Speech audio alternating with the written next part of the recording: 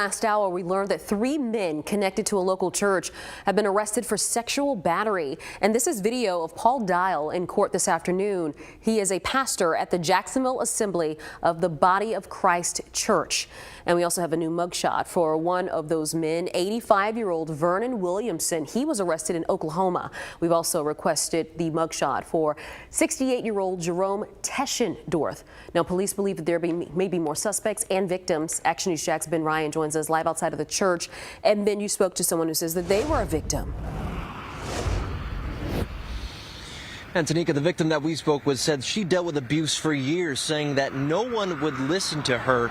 She also said this place more like a cult rather than an actual church. Now, there's no bond for that local pastor. The victim said there's now some sort of relief knowing that he's behind bars.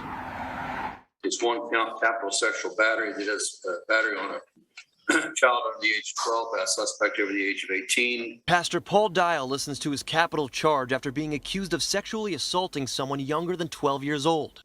That is a capital offense, punishable up to life imprisonment.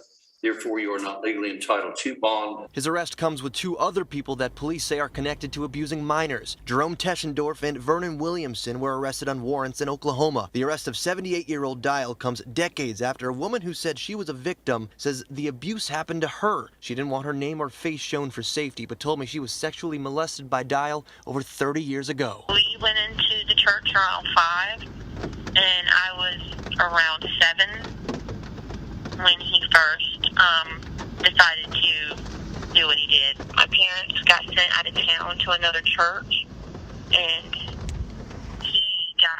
I got put with him and his wife at his house. And that first night I stayed that, he came in the bathroom when I was getting my bath. The victim and now survivor said she filed a report in the late 90s and then again in 2003, but police started investigating this in 2020. She says it happened more than once and also said there was physical abuse. This didn't happen on one occasion. This happened for the next 5 to 6 years, around 5 to 6 times a year. I had bruises all the way down from my neck all the way to my ankle. We went to the Jacksonville Assembly of the Body of Christ Church for comment, but the gates were closed. However, several people drove up to get in, but declined to comment. I am not going to comment about anything. We also tried talking to someone who we're told is family of Dyal about the situation. Sir, is there anything you'd like to say about this? About the incident with Paul Dyal? Nothing? The church website is also now private, but wasn't last night. The survivor we spoke with said this type of abuse made growing up difficult. You never feel clean.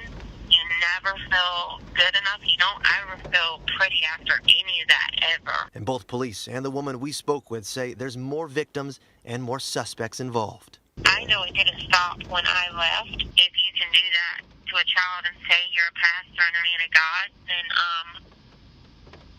you are a monster.